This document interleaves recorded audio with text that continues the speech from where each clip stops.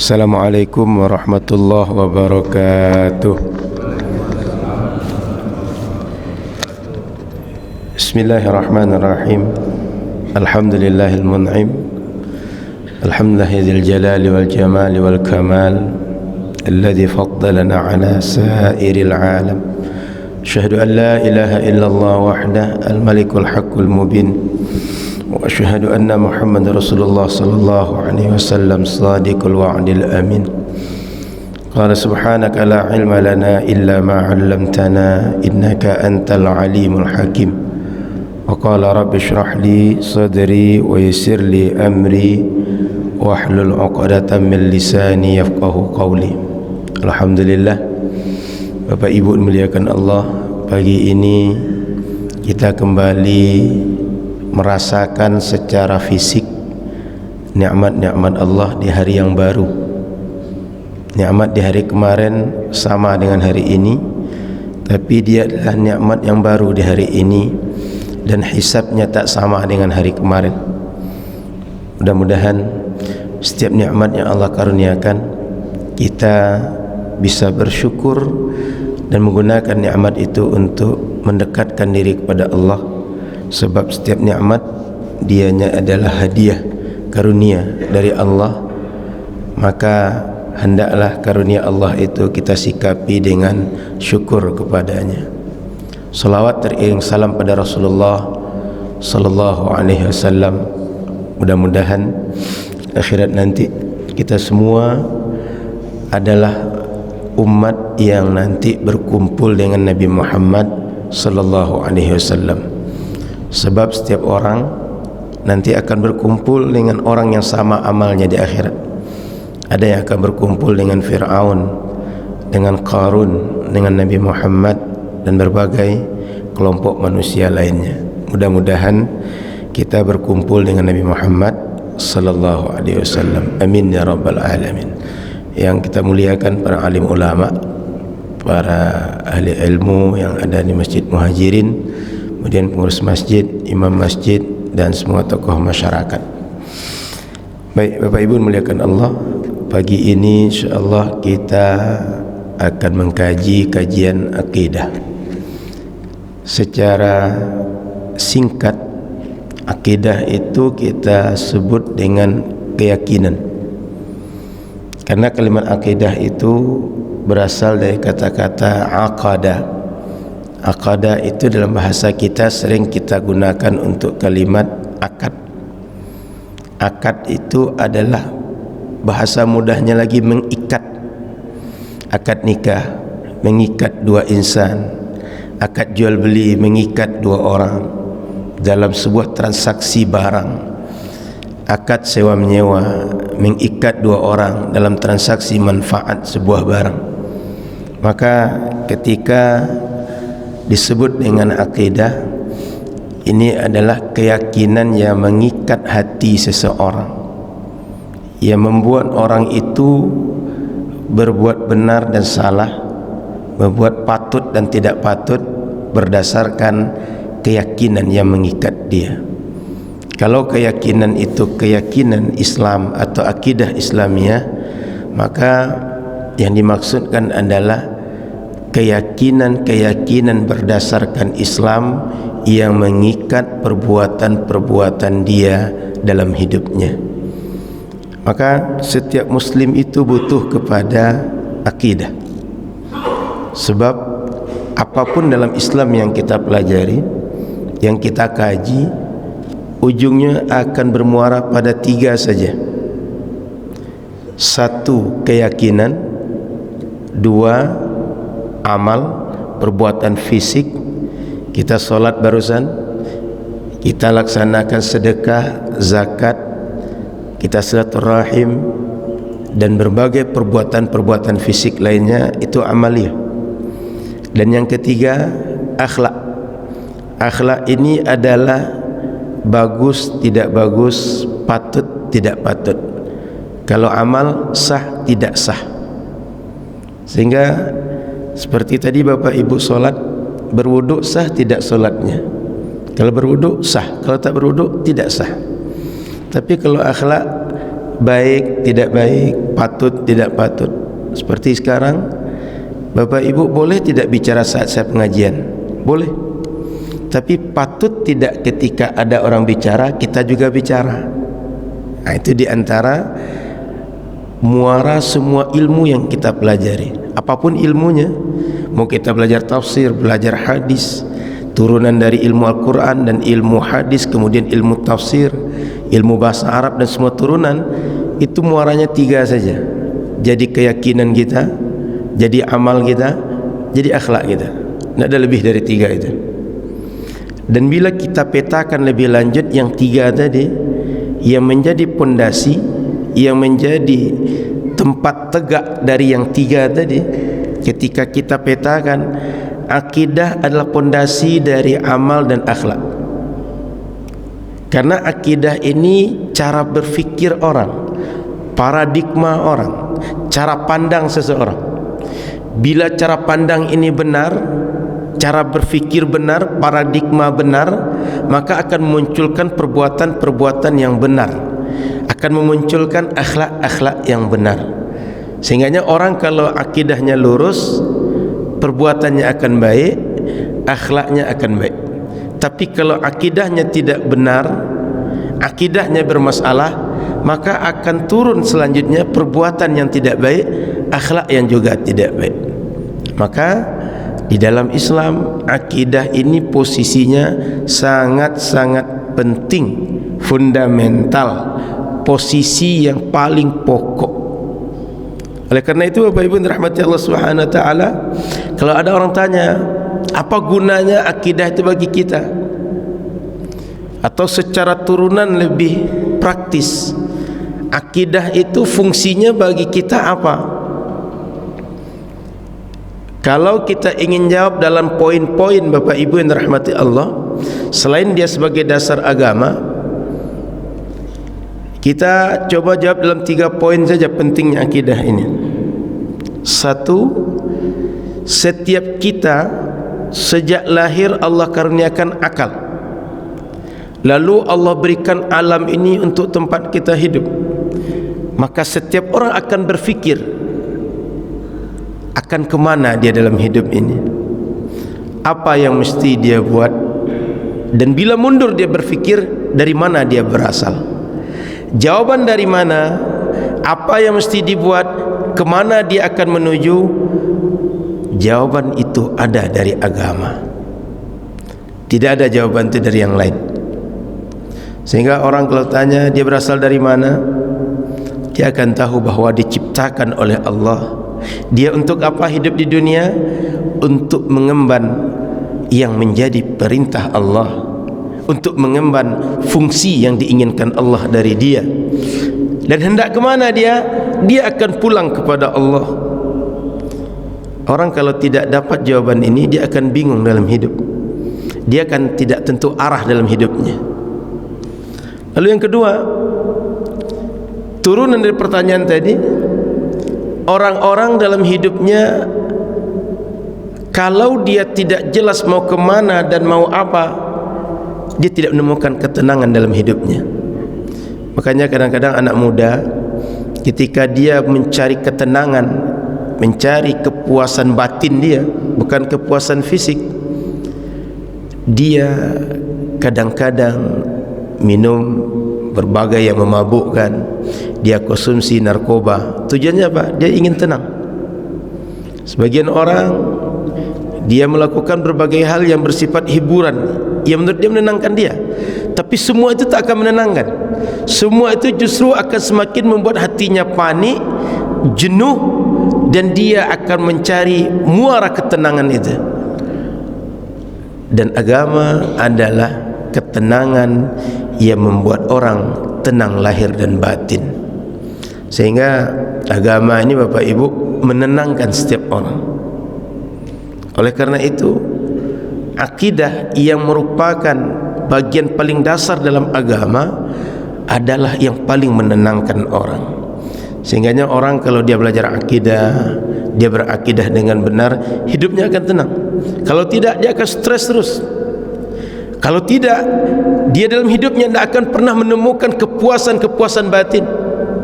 Punya uang banyak pun, dia nggak akan puas dengan uang banyak dia.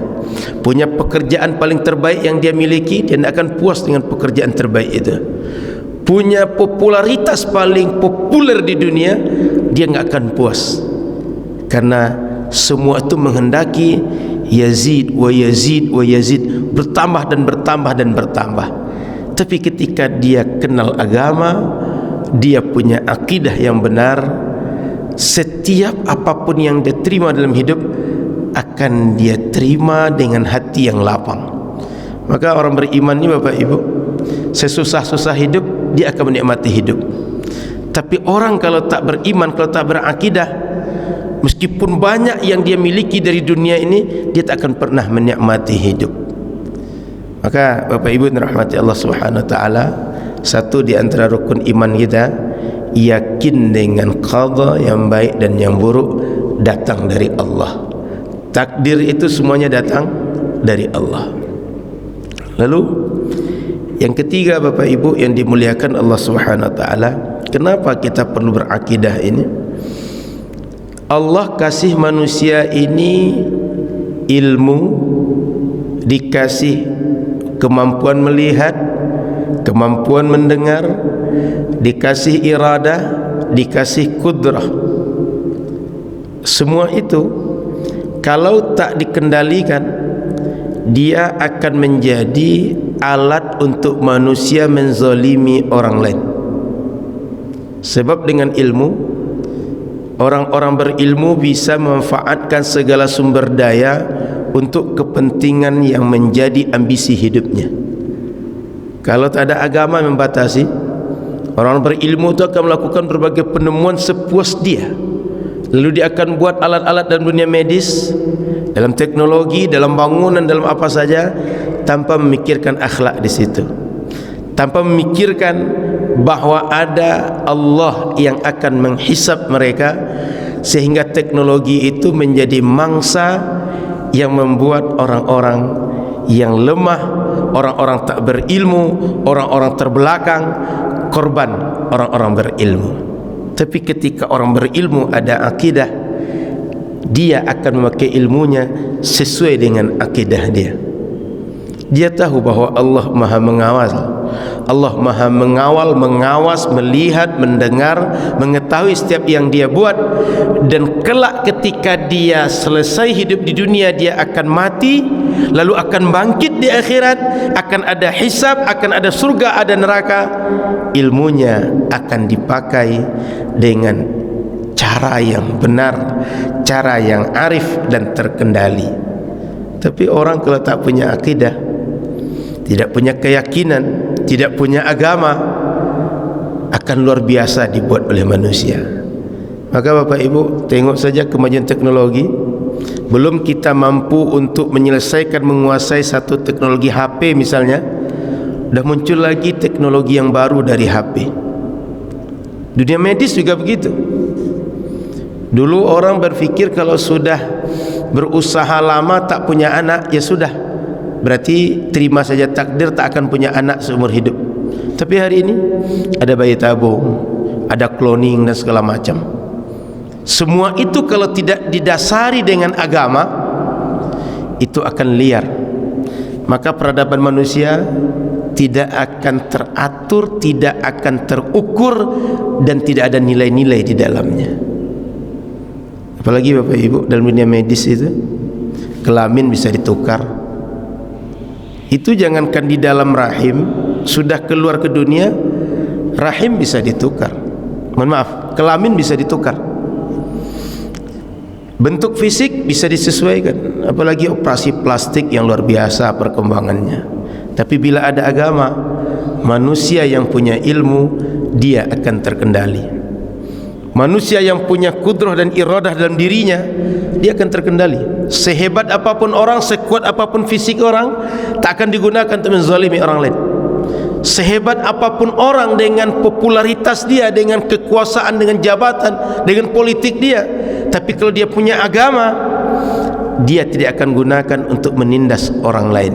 Makanya Bapak Ibu, hari ini kalau ada anak-anak muda, dia durhaka kepada orang tua, Dia mudah sekali melawan kepada orang-orang lain.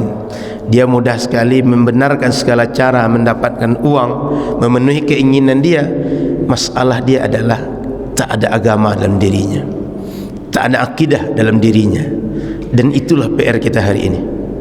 Sehingga Nabi mengajarkan anak-anak kita itu dari kecil, alimu auladakum, ajarkan anak-anak kalian apa? Salat. Suruh dia salat wahum abna'us sab'in. Umur 7 suruh dia salat. Kalau umur 10 enggak juga salat, lebih tegas kepada dia dalam mendidik dia. Fadribuhum. Bahasa kita fadribuhum tu pukul dia. Atau bahasa yang lebih sederhana, tegas lagi dalam mendidik dia. Kenapa dari umur 7 itu? Dan apakah sekedar salat? Para ulama ahli hukum mengatakan bahawa anak dididik dari usia 7 itu bukan sekadar solat, tapi semua pendidikan agama, dasar-dasar agama dari usia 7 itu sudah mulai dikenalkan pada anak. Dia punya Tuhan, dia mesti berakhlak baik, dia mesti beramal baik, itu mesti dikenalkan. Sehingga setiap anak kita usia 7 tahun mulai didik dia untuk puasa, mulai didik dia untuk sedekah, mulai didik dia untuk bersilaturahim, berakhlak yang benar, dia jujur, dia tidak bohong. Dari 7 tahun. 10 tahun lebih tegas lagi. Baligh, mau tidak mau, dia mesti terikat dengan agama. Maka anak kita kalau sudah usia 7 tahun sampai dia baligh, dia ketat. Saat dia baligh, ringan dia meninggalkan yang haram, ringan dia mengerjakan yang wajib, mudah bagi dia menjalankan agama sesuai tuntunan agama yang kamil, yang syamil, yang menyeluruh dalam kehidupan kita. Maka Bapak Ibu yang dimuliakan Allah Subhanahu wa taala, minimal hajat kita untuk berakidah ini 3 tadi. Berakidah dan beragama itu bisa dikatakan sama Bapak Ibu. Kenapa? Karena pondasi dari agama ini adalah akidahnya. Seperti 3 yang menjadi muara tadi, 3 tadi akidah adalah pondasinya. Sehingga ketika kita berakidah yang benar, bisa disebut beragama yang benar. Kalau berakidah yang salah, disebut beragama yang salah. Karena yang paling penting, yang paling mendasar, yang paling pokok, fundamental dalam agama ini adalah akidahnya. Sehingga Bapak Ibu rahmati Allah Subhanahu wa taala, siapapun manusia, kalau baik amal dia, sosial dia bagus, akhlak dia bagus, tapi kalau tak beragama, sosial yang baik, perbuatan yang baik, cara memakai uang, cara memakai diri baik, itu sia-sia semua.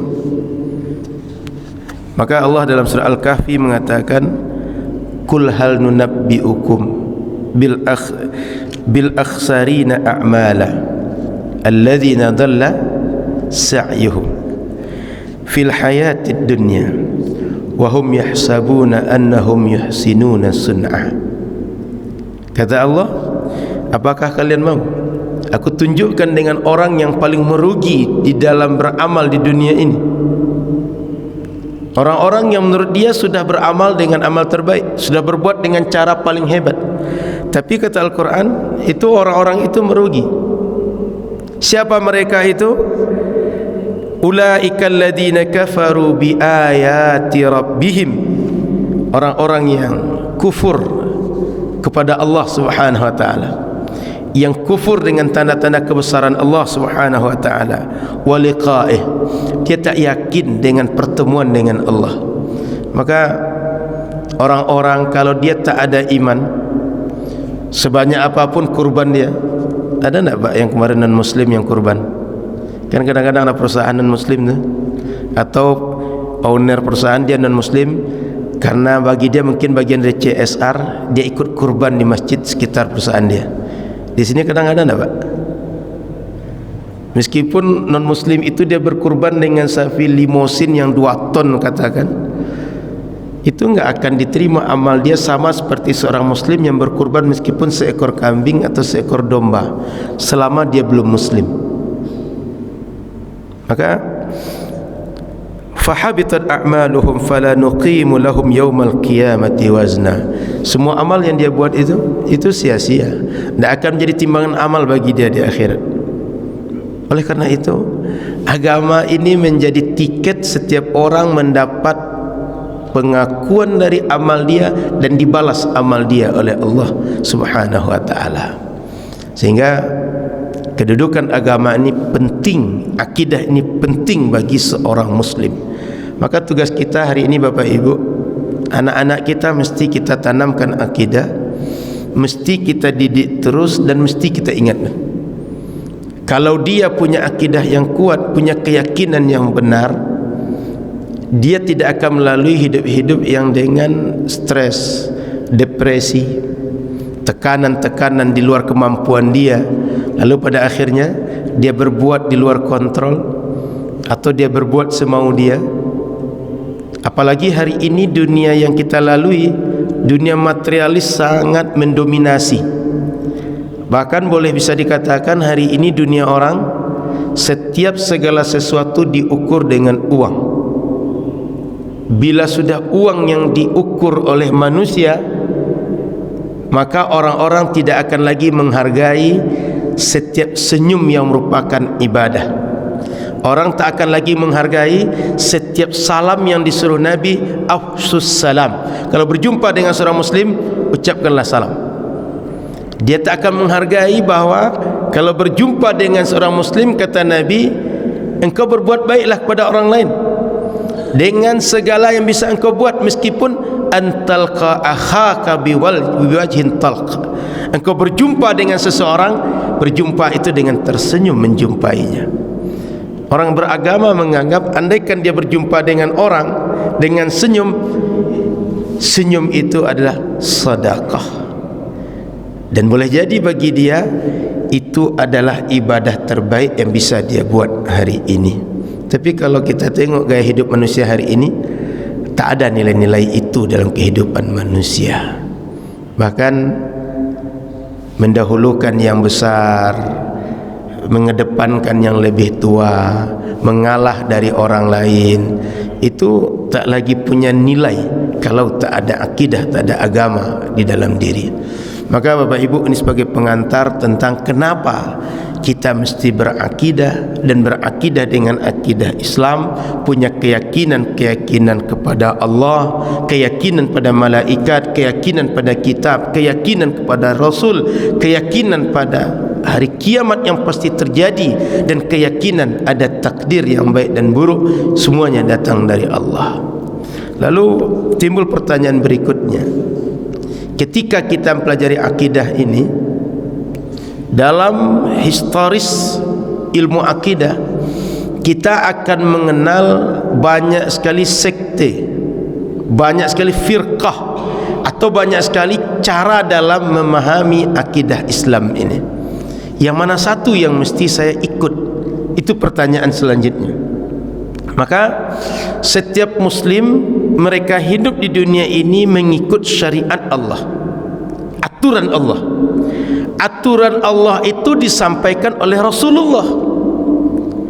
Maka ketika kita mengikuti akidah atau berakidah dengan akidah Islam, mesti akidah yang sesuai dengan Rasulullah sallallahu alaihi wasallam. Akidah yang sesuai dengan Rasul, akidah yang kemudian dilanjutkan oleh sahabat Rasul, yang dilanjutkan oleh ulama setelah sahabat Rasul, dilanjutkan oleh generasi setelah itu, yang kemudian kita kenal akidah itu dengan istilah akidah Ahlus Sunnah wal Jamaah. Akidah Ahlus Sunnah wal Jamaah ini Bapak Ibu adalah akidah yang istilah itu muncul belakangan. Tadinya tidak ada akidah Ahlus Sunnah wal Jamaah. Yang namanya akidah cukup sampai di situ. Sama dengan kita nyebut hari ini Islam, ya Islam, cukup sampai di situ. Tapi kemudian karena sejak masa Khalifah Uthman bin Affan dan masa berikutnya, itu secara politik Islam muncul riak-riak. Bahkan sepeninggal Rasul, siapa yang berhak menjadi khalifah itu muncul riak-riak. Artinya ada kelompok yang mengatakan yang paling patut jadi khalifah Sayyiduna Ali bin Abi Talib. Kata yang lain, adalah Abu Bakar, kemudian Umar, Uthman, Ali bin Abi Talib. Tapi sebagian mengatakan setelah Rasul meninggal, yang paling patut jadi khalifah adalah Ali bin Abi Talib. Sehingga di masa Sayyidina Uthman bin Affan itu konstelasi politik itu mulai agak riak. Ada orang-orang yang menghembuskan, yang memprovokasi umat sehingga mereka memberontak pada khalifah. Akhirnya Sayyidina Uthman meninggal. Seorang yang ahlul Quran, istrinya 2 orang adalah anak Rasul, seorang yang sangat dermawan, memimpin umat Islam, meninggalnya sedang baca Quran dan meninggalnya karena sengaja dibunuh. Maka Bapak Ibu dirahmati Allah, orang sehebat sebaik itu meninggalnya dibunuh. Maka kita semua jangan pernah pede, saya meninggal pasti husnul khatimah, saya meninggal pasti dalam keadaan ibadah, saya meninggal pasti dengan cara yang baik. Sebab orang terbaik, generasi yang hebat pernah meninggal dengan cara yang sadis seperti itu. Maka kita berdoa pada Allah, setiap saat kita berdoa, Allah wafatkan dengan cara terbaik, husnul khatimah, dalam keadaan meridai dan diridai oleh Allah Subhanahu wa taala. Lalu meninggal Sayyidina Uthman, lanjut lagi terjadi konflik sehingga muncullah ada namanya perang Jamal, ada perang Siffin tahun 37 Hijriah dan tahun 38 Hijriah. Yang kemudian dari peperangan antar sahabat itu muncullah ada namanya kelompok Khawarij. Lalu muncul ada kelompok namanya Syiah. Dan berjalan masa setelah itu muncul lagi ada namanya kelompok Qadariyah, ada Jabariyah, ada Murji'ah. Terus ke bawah ada lagi nanti Hasyawiyah, terus lagi ke bawah ada lagi Mu'tazilah. Dengan berbagai kelompok-kelompok yang muncul ini, setiap kelompok punya cara keyakinan beragama masing-masing, dan setiap kelompok ada bid'ah yang mereka munculkan. Bid'ah apa maksudnya? Bid'ah dalam akidah. Contoh seperti orang Khawarij, itu di antara keyakinan mereka halal darah orang Islam yang melakukan dosa besar. Seperti contoh dalam Qadariyah dan Jabariyah, di antara sekte itu kita diajarkan paham fatalis. Apa fatalis itu? Dalam hidup ini kita ini tidak ada peran dalam setiap perbuatan yang kita buat. Kalau kata Allah kita masuk surga, ya sudah, terima aja kita masuk surga. Kalau kata Allah masuk neraka, sebanyak apapun amal kita tak akan pernah bisa beralih dari yang ditentukan Allah. Sudah tentukan sejak awal. Sehingga kita ini kalau ibarat bahasa orang tua kita, bahasa kitab, seperti sebuah daun yang diletakkan di tempat lapang lalu angin datang, kemana angin berhembus ya ke situlah kita.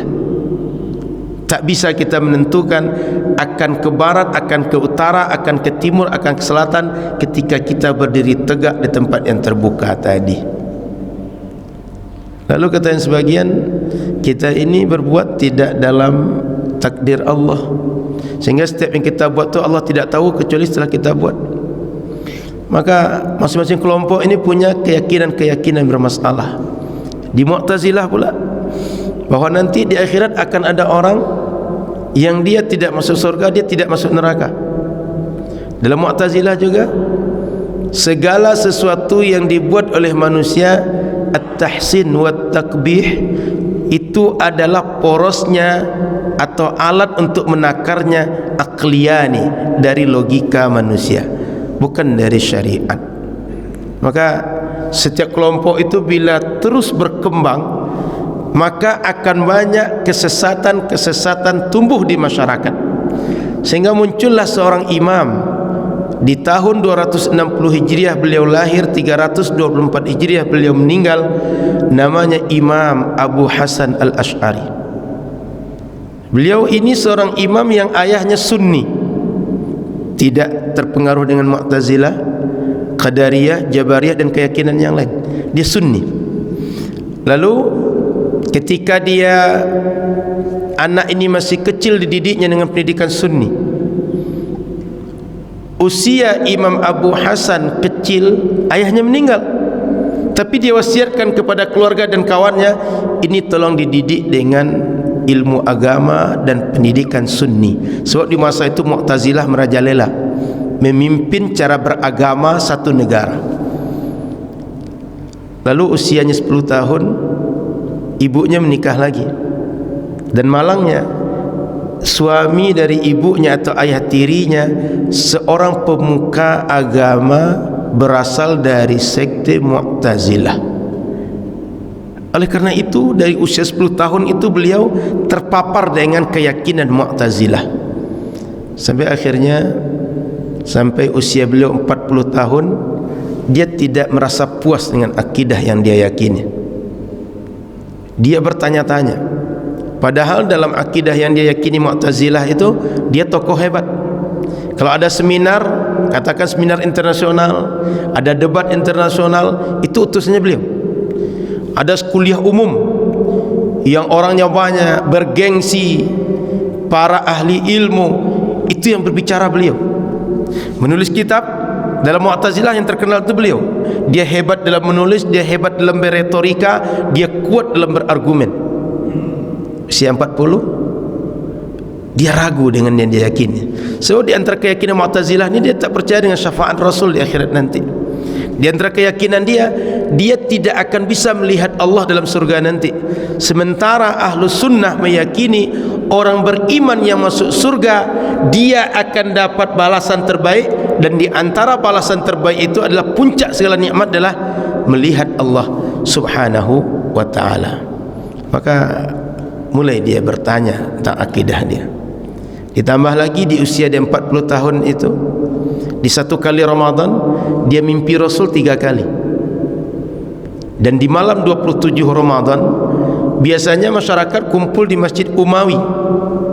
Mohon maaf, di Basrah, di masjid terbesar di Basrah, bukan Umawi di Damaskus. Masjid terbesar di Basrah, umat akan berkumpul.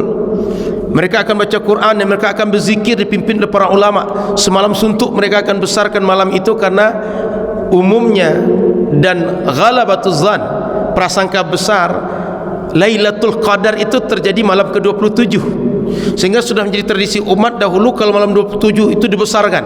Termasuk kami di Mesir, malam 27 itu kalau salat di Masjid Amr bin As, di masa kami dulu imamnya Syekh Muhammad Jibril, itu doa kunutnya itu sampai 1 jaman. Dan orang yang datang ke tempat itu, boleh jadi salat kita di Masjid Muhajirin ini safnya sampai ke PCR itu, saking banyaknya orang datang.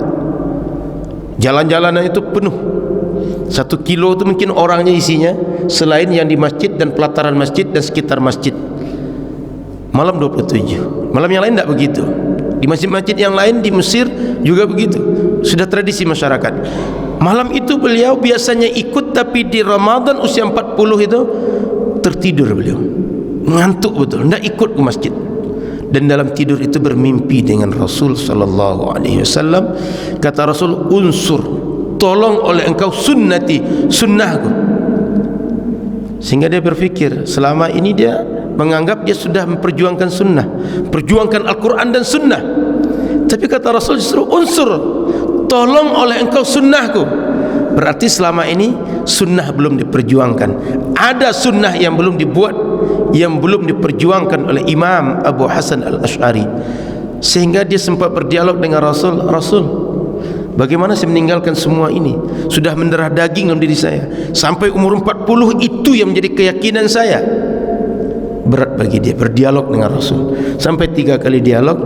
Pada akhirnya kata Rasul, engkau tak meninggalkan semuanya, tapi sunnahku yang belum diyakini, yang belum dibuat oleh umat, engkau tolong untuk ditegakkan sunnah ini.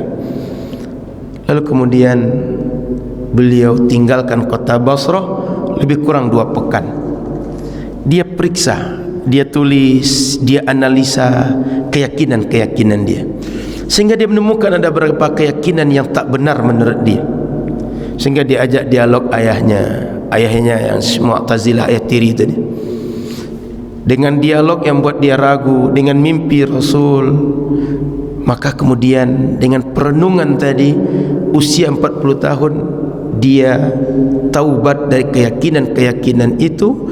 Dia datang ke masjid di Basrah dia naik ke atas mimbar, dia lepaskan keyakinan dia, dia tanggalkan jubah dia sampaikan masyarakat Basrah, selama ini kalian tahu keyakinanku adalah seperti keyakinan Mu'tazilah pada umumnya. Dengan disebutnya keyakinan umum Mu'tazilah itu, disebutkan apa saja keyakinan Mu'tazilah. Tapi mulai hari ini aku tinggalkan keyakinan yang selama ini aku yakini, yang aku ajarkan pada kalian, yang aku perjuangkan dengan kalian. Seperti aku menanggalkan jubahku ini, dilemparkan jubah dia. Lalu dia buat 3 risalah, buku kecil bahasa kita, 3 buku kecil yang merupakan kesimpulan keyakinan dia yang baru, diserahkan kepada orang-orang Basrah saat itu. Lalu setelah itu kemudian dia rajin untuk mengkaji akidah, lalu dia kaji ayat Al-Quran dan hadis Nabi, dia tulislah kitab, dia buatlah cara menulis, cara berargumentasi akidah dengan gaya yang baru, yang kemudian menggabungkan dalil nakli dan dalil akli. Yang tadinya Mu'tazilah, dia dominan dalil akli. Di sisi yang lain, Imam Ahmad dan orang-orang yang satu madrasah dengan Imam Ahmad hanya dalil nakli, tidak mau memakai dalil akli. Karena bagi mereka akidah itu seperti akidah Rasul, sahabat, tabi'in, cukup, enggak perlu kita kaji lebih lanjut. Maka di masa-masa sebelum masa Mu'tazilah muncul, orang tidak memperdebatkan apakah kalam Allah itu dengan suara dan huruf. Enggak ada perdebatan itu. Orang berhenti, kalamullah adalah firman Allah bersifat qadim, selesai. Tapi kemudian orang bertanya, kalam Allah itu apakah dengan suara, dengan huruf? Mu'tazilah berdebat panjang dalam masalah itu. Yang Mu'tazilah kemudian berkesimpulan, kalam Allah dengan suara, dengan huruf. Lalu muncul lagi pertanyaan, kalam Allah dengan suara dan huruf ini makhluk atau bukan? Sehingga itu tak terjawab dengan ayat Al-Quran dan hadis Nabi, karena tak ada penjelasan itu. Maka Imam Abu Hasan Al-Asy'ari, konsep-konsep seperti itu dia munculkan konsep hukum-hukum akal dan dinalar dengan rasio, sehingga beliau memunculkan ada dalil nakli, ada dalil akli. Kemudian terkait perbuatan manusia ini, apakah manusia ini berbuat sesuai dengan takdir Allah, dia tak punya pilihan? Maka muncul konsep kasab dalam keyakinan Imam Abu Hasan Al-Asy'ari. Artinya apa? Bahwa setiap orang berbuat, atau setiap perbuatan yang terjadi di alam ini pada dunia makhluk, ada 2 modelnya. Satu adalah perbuatan itu murni dengan kehendak Allah tanpa campur tangan makhluk sama sekali. Contoh, hari ini terjadi malam, sebentar lagi sudah mulai siang. Pertukaran seperti ini enggak ada campur tangan makhluk terjadi di sini. Hujan turun atau tidak, angin berhembus atau tidak, itu murni adalah perbuatan Allah. Tapi kita hadir ke masjid ini, berangkat dari rumah tadi, bangun subuh lalu berangkat atau tidak, itu ada kasab kita di situ. Kasab itu ada usaha kita, ada pilihan kita di situ. Bahwa orang dia mau sholat atau tidak, ia menentukan ikhtiar dalam diri dia, iradah dalam diri dia. Dia minum air yang halal atau air yang haram dengan iradah dalam diri dia. Dia bicara yang baik, dia bicara tidak baik dengan iradah dalam dirinya. Itulah muncul kasab dalam metode Imam Abu Hasan Al-Asy'ari. Tadinya antara Qadariyah dengan Jabariyah, keduanya di kutub yang berbeda. Kata yang satu, kita tak punya peran apa-apa, ikut sajalah. Kata yang satu, Allah tidak menentukan setiap perbuatan kita. Sehingga menengahi 2 kutub tadi muncul kasab. Antara Mu'tazilah dengan Imam Ahmad dan murid-murid Imam Ahmad, kalamullah itu kata yang satu, dia dengan suara dan huruf, sehingga suara kalamullah itu bersifat hadis, bukan qadim. Kata yang satu, kalamullah itu bukan dengan suara dan huruf, dia tidak hadis, dia qadim. Terjadi 2 kutub, maka muncullah teori ada kalam nafsi dalam teori Imam Abu Hasan Al-Asy'ari. Nanti kita kaji lebih lanjut. Ini sebagai pembeda, sebagai petunjuk bahwa Imam Abu Hasan Al-Asy'ari memunculkan metode akidah yang baru.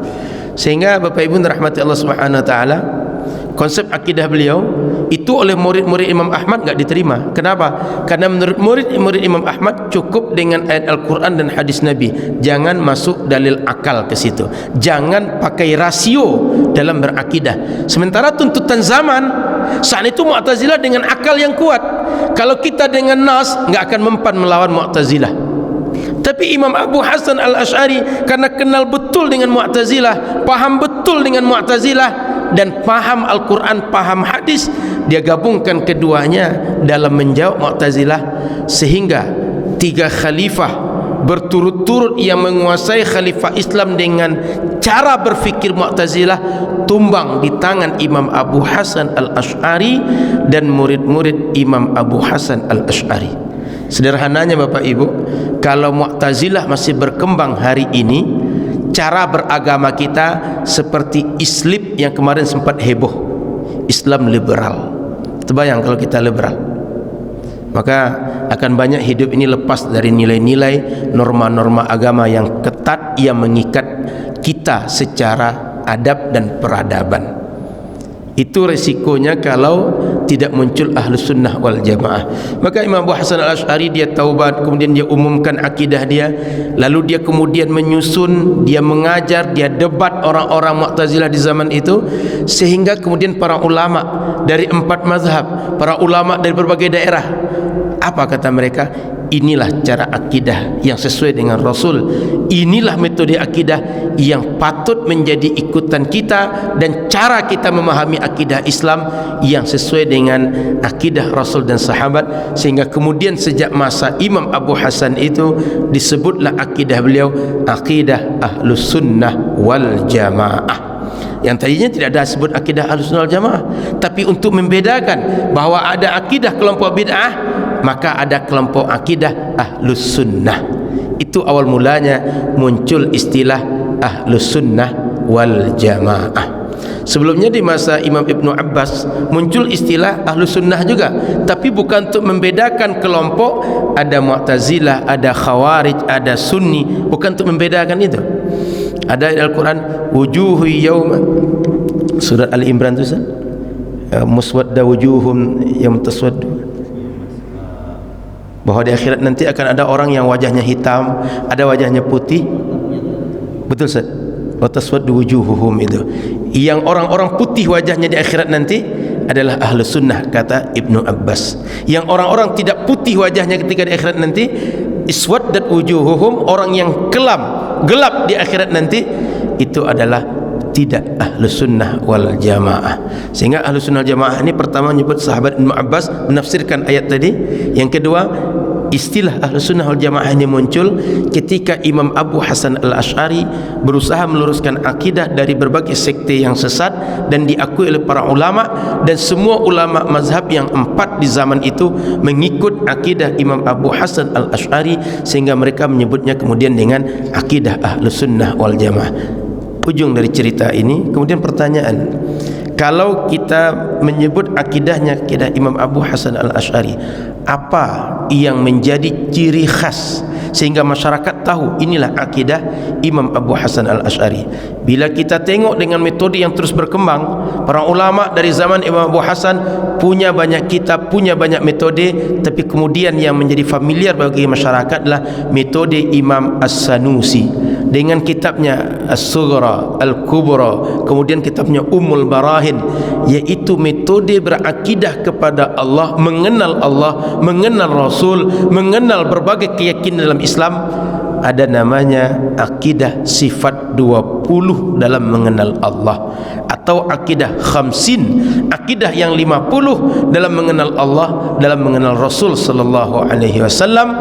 Sehingga ada nanti sifat wajib, ada sifat mustahil, ada sifat jaiz bagi Allah, ada wajib bagi Rasul, ada jaiz bagi Rasul, ada mustahil bagi Rasul. Sehingga kalau kita jabarkan secara singkat dalam metode Imam As-Sanusi, terutama kitab Ummul Barahin dan kitab-kitab beliau yang lain, di antara sifat-sifat Allah yang menunjukkan kesempurnaan bagi Allah, dan dalilnya ada dalil nakli dan dalil akli, ada 20 sifat wajib bagi Allah. Ada wujud, qidam, baqa, mukhalafatuhu lil hawadith, qiyamuhu bi nafsihi, wahdaniyah, qudrah, irada, ilmu, hayat, sama', basar, kalam, qadiran, muridan, aliman, hayyan, sami'an, basiran, mutakalliman.